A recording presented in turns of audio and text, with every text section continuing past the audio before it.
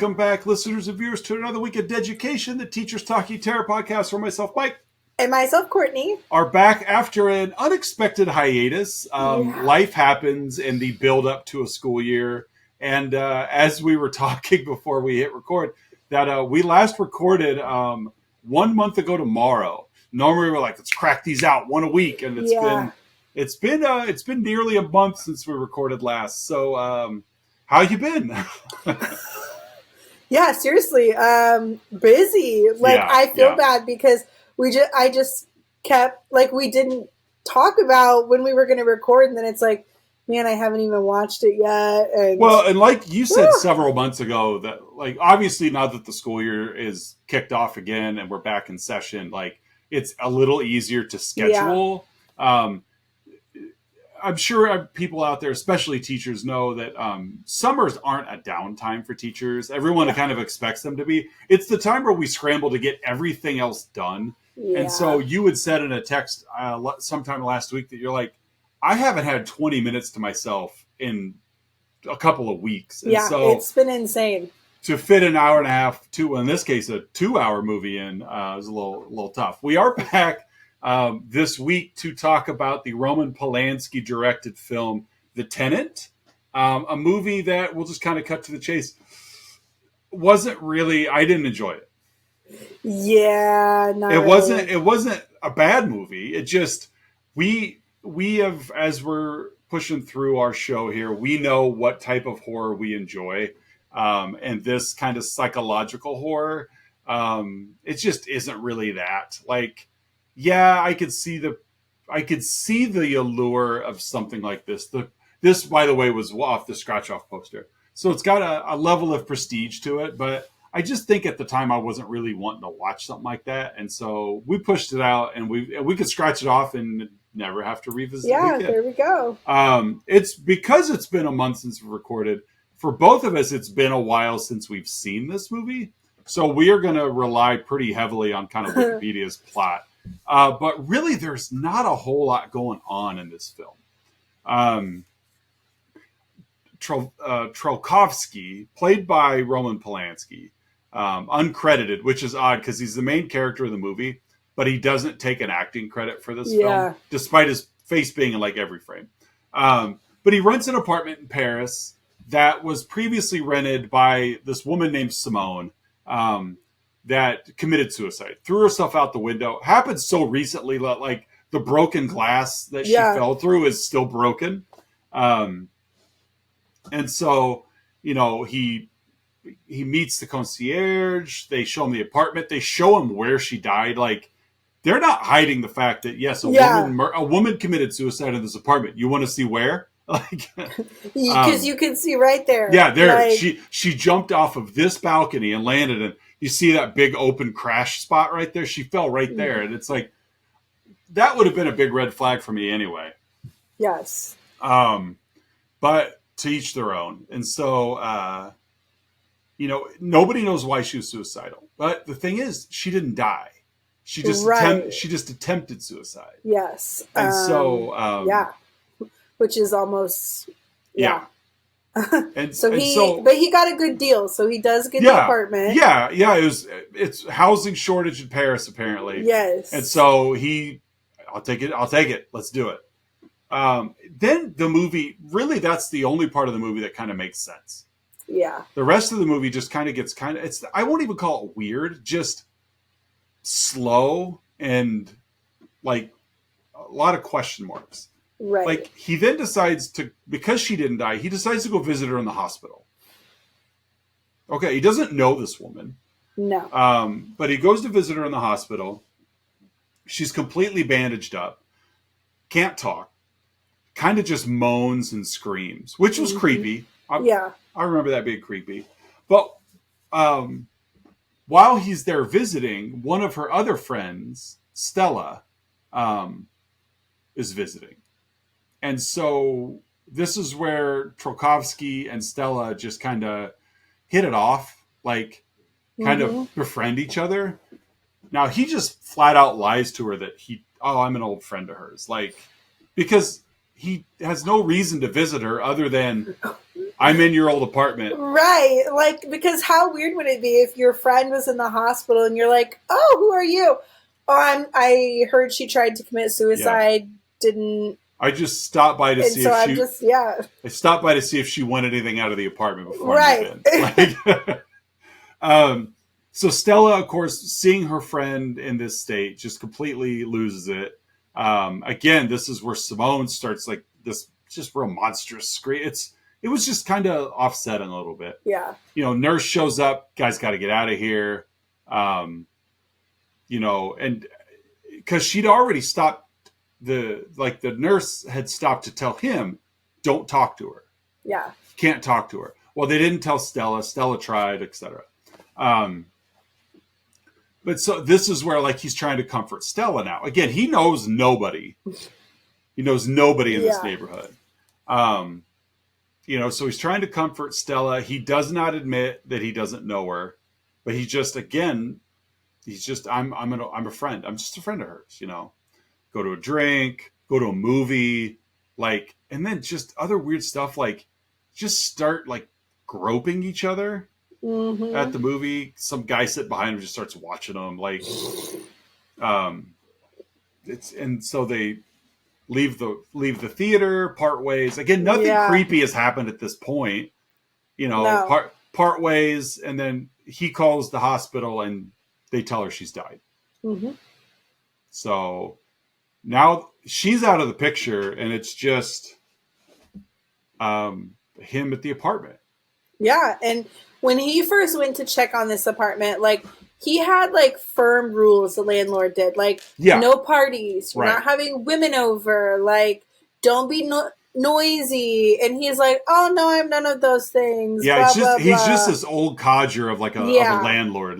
Just you could tell, lights out at 8:00 kind of thing, just real old fashioned. And yes. And over the next short while of the movie, he's just being picked on and just just by his neighbors and the landlord, because it's the landlord accused him of having a woman over and partying. Yeah, you're making too much noise. Yeah. And at one point, one woman even stops by, to try to get him to sign a petition against somebody else. And he's he doesn't know anybody enough to pick sides, so he just refrains from signing it. Mm-hmm. And they're giving him a hard time for that too. Well, why didn't you sign the petition? It's guys, cut me some slack.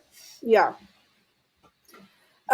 So another thing that a kind of downfall of this apartment, besides having a stickler as a landlord, is the toilet was not in the room. There's one bathroom on the floor. Yeah, and it's across the building's a big square, and it's across the little landing. Yeah, exactly. It's not down the hall. It's you're going to be gone a while. Yeah, and so he just starts seeing again, he's peeking into the bathroom, whatever. Well, he can see it from his window. From him, yeah. Which is just so weird. The whole why setup. Would you rent? Yeah. Maybe you have a situation where you just don't have one in your room. Well, why would you rent an apartment in a building with one bathroom per floor? Exactly. And then when you can see in the bathroom, no, that's a weird. But anywho, he starts getting just these disturbing things. He sees the other tenants just standing in the bathroom, they're not moving. Yeah, exactly. They're not even in a position to be using the bathroom or showering or brushing their teeth. They're literally just standing motionless in the bathroom. Mm-hmm. And it's weird. It's just a weird behavior. And didn't he find something in the wall? Yeah, a tooth was hidden in the brick of the walls. Yeah. And so then he's talking with his friends, his real friends. Yeah, not they're Simone. Doing these things, and his real friends are then why aren't you saying something? Right. Do something about it. Stand up for yourself. Yeah. And his friends, which is he's got no backbone. No. And so he does go visit one of his friends, the one that's kind of leading the charge of like, you just got to let these people know that you're not taking any bit, you're not dealing with their business. So he goes to one of these guys' house after work, and he just starts playing this record like super loud. And he's doing it to prove a point to Tchaikovsky of like, this is how you handle your neighbors. So he's playing this music at a ridiculous volume, and naturally one of the neighbors stops by and asks him, can you turn it down? Like, my wife is sick and she's trying to sleep. And the friend he just goes off on this neighbor. I'll play as loud as I want. I don't care about you or your wife. Well, Tchaikovsky, again, just because he is meek, like, he turns it down. Like, he's just... Now, I don't think this was necessarily the best method to prove your point. Right. But I see where the friend was coming from of like, let me show you. You just say no. Like, you don't have to give in to all this stuff. And so it's a bunch of just weird scenes of stuff like this. Yes. And our next one is like, we've got this guy, and he was in love with Simone, and he believes that like she's still here. Yeah. She's still here with us. She's not dead. Because again, we haven't seen her dead. It's just the hospital said she was dead. And so Tchaikovsky tells her like she's dead. Yeah. And so he comforts him, spends the night with him. Yeah, they just go out drinking and hanging out. Yeah, and gets a like postcard from this guy. Like guy's name's like George, and George because like he had sent a postcard to Simone at that residence before she died. Well, now she's dead. Again, all of this seems to have happened over the course of like a couple of days. Yeah. Like, she's dead. Okay. Vacancy. So by the time the postcard makes its way through the mail and shows up on Tchaikovsky's door, like, it's from George to Simone, but Tchaikovsky's the one reading it because Simone is dead.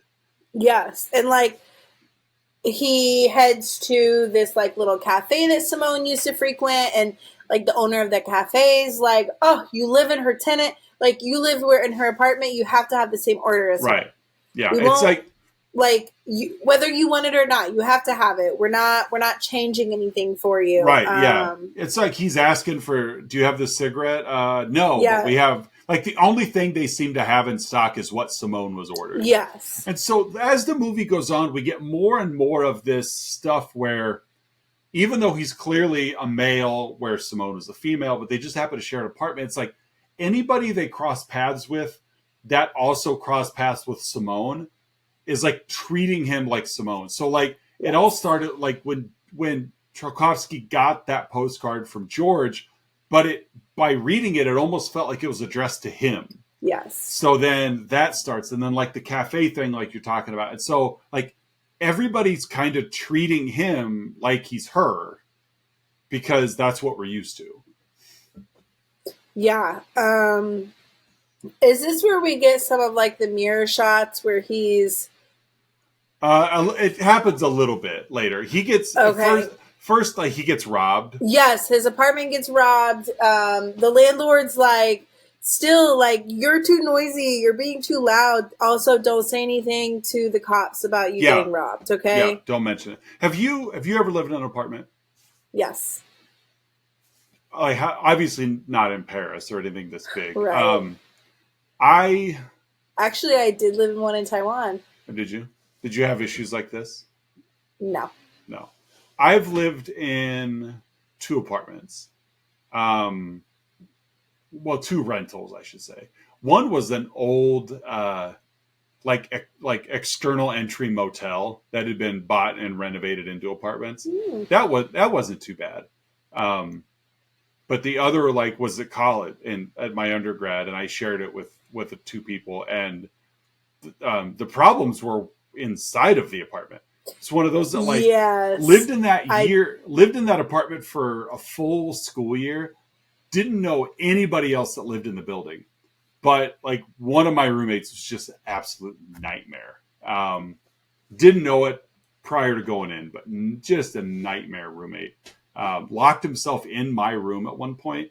I come back from class to go to my room, and my door is shut and locked. And so I'm like, I couldn't believe it. So I knock on the door, and he's like, just a second. No. And I'm like, how about now? So no. Well, he went into my room to play Nintendo. Because I give him that because it was a paused game when I came in. So I was like, okay, because if you were in my bed doing things, but no, he was just, but again, like what? Just weird kid, real weird kid. But yeah. Thankfully, I haven't had any rental situations like this. Yeah, I guess I did have a pretty crazy roommate one year, but that was it. Or at school. No, my Taiwan roommates were great. At school, yeah, she was quite a bit like these roommates, honestly. Oh yeah, yeah, that sucks. Like even in college, like that was the only year I had a roommate. I had a single room all through my undergrad, except for the 1 year I was in an apartment.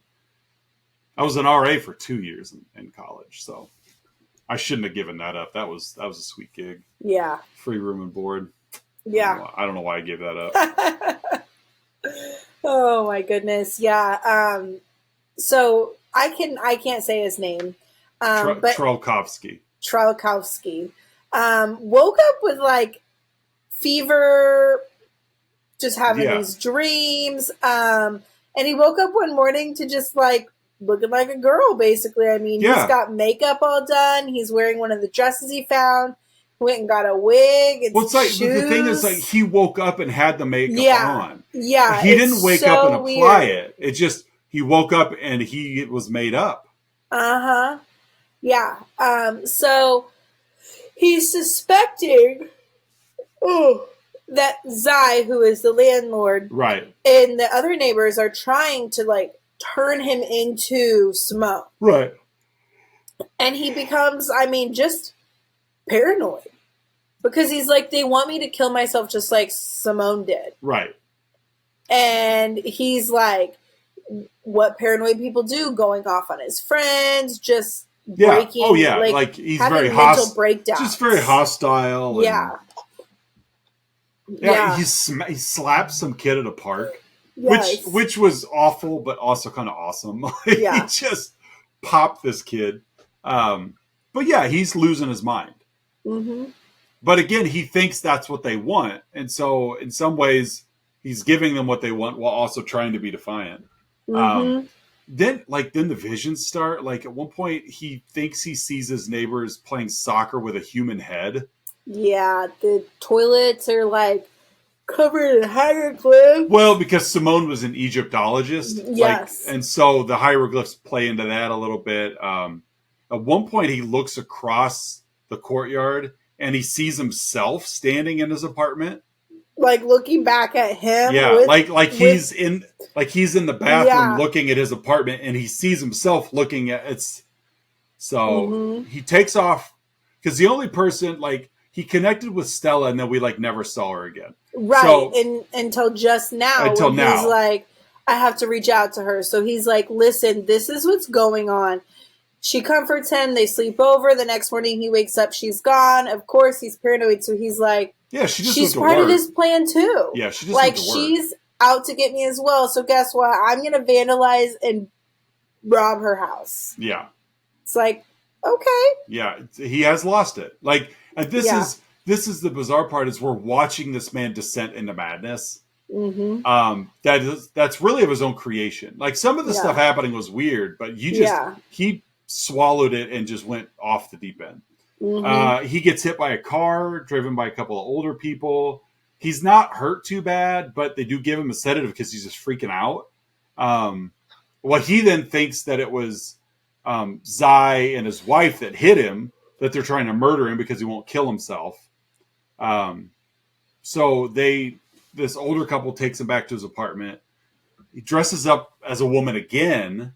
This time he actually does jump out the window like Simone did. Because he thought everyone was cheering for him. Yeah. Come to find out, his attempt woke up the neighbors. Yeah, woke everybody up. Yeah, and they called the police, whom restrained him. He got away. Right. goes back up, jumps back out. He makes like record time. Like, yeah, he escapes the police, and next thing you know, he's back on like the 5th floor. Yes, in his apartment, and yeah, he jumps out the window again. This time while everyone's watching. And oh man, and then we cut back to he's in the hospital. He's all bandaged up. The scene looks eerily familiar, because we have seen it before. He's bandaged up like Simone, and we're like, oh, okay, it's come full circle. Then, from his perspective, again, because he's lost his mind, we see Stella and himself come visit him. Yeah. So it's that whole play again of like, so Stella speaks to him. He's the one giving out this monstrous shriek. And then that kind of leaves us in this big question mark of, was he losing his mind? Because it is a horror film. Did he lose his mind? Or is this just some cycle that seems to be happening from this apartment? Again, the answer is never no. This is based on a novel. I have no desire to read it. So who knows where it goes, but it's weird. It's just weird. Weird book. Very weird book. Well, weird movie. I'm sure it's a weird book too. Yeah. But, and so that's The Tenant. I'd not seen this movie before. I've now seen it, so I guess that has been accomplished. That's right. But I mean, what kind of lesson would you take from this movie?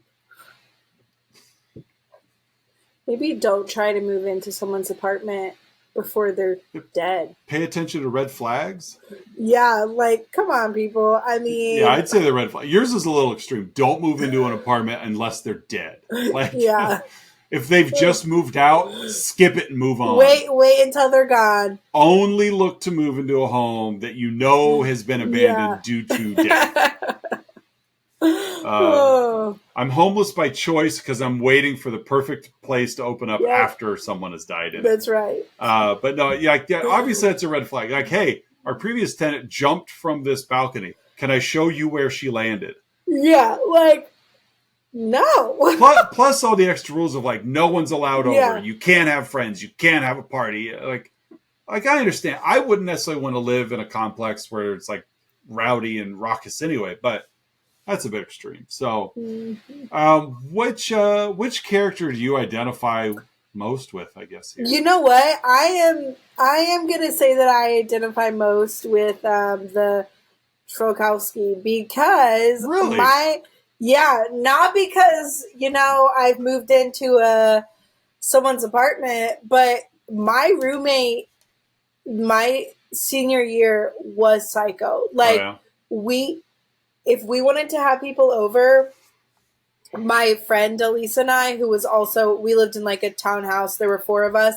Okay. If Elise and I wanted to have people over, we had to get it approved with our downstairs roommate. We had to tell her who was coming, like when they were leaving. The downstairs roommate, like one time we had people over because there was a study of, when I went to Taiwan, we met people over there. Well, they were coming back to ISU to do some classes for a year. So we had them over and she like came up and like yelled at us because it was 9:30 on a Friday night. We were too noisy. And yeah, it's just like, and we weren't even like, we were seriously just sitting around talking. Like, yes, it was a larger group of people. There were like 10 of us, but it's like, right. Yeah, would turn the heat up all the time. Like it was 78 in there all the time. And we'd like crank it down to 64. We're like, ways to make your roommate mad. And yeah, like she was psycho and she was dirty. We were always coming home to trash and food left out from her. Yeah, so I'm going to identify with him on the crummy roommate situation. I'm probably going to go with Stella. Just, I guess it's cool to get filled up at the movie theater.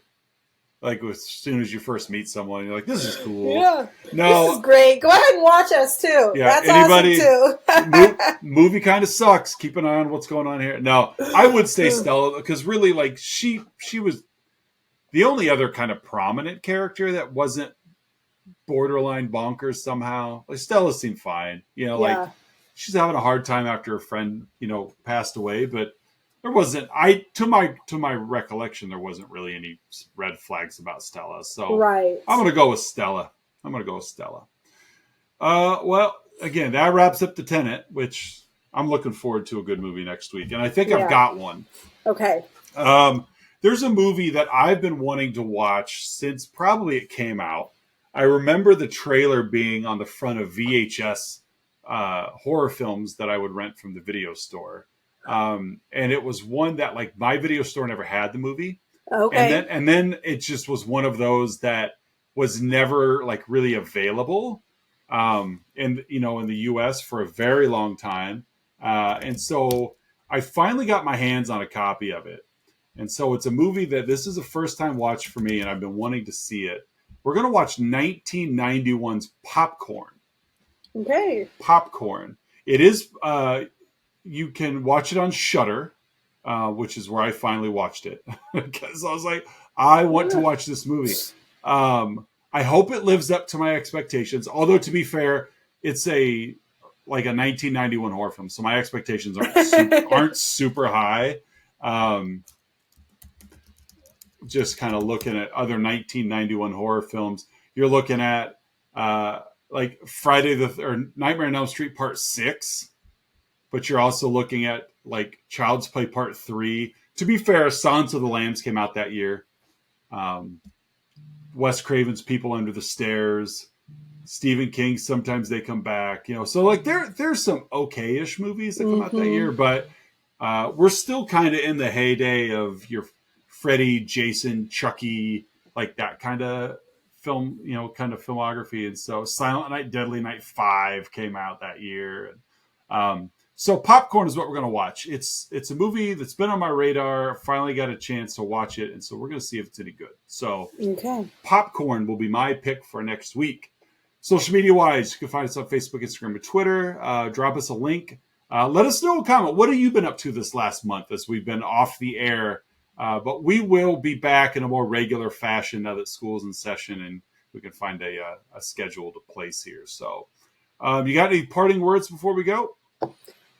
Teachers, if you're listening, enjoy back to school. Yes. Love those children because they need it. Yes. They need it. For a lot of them, this will be their first taste of any sort of routine since May.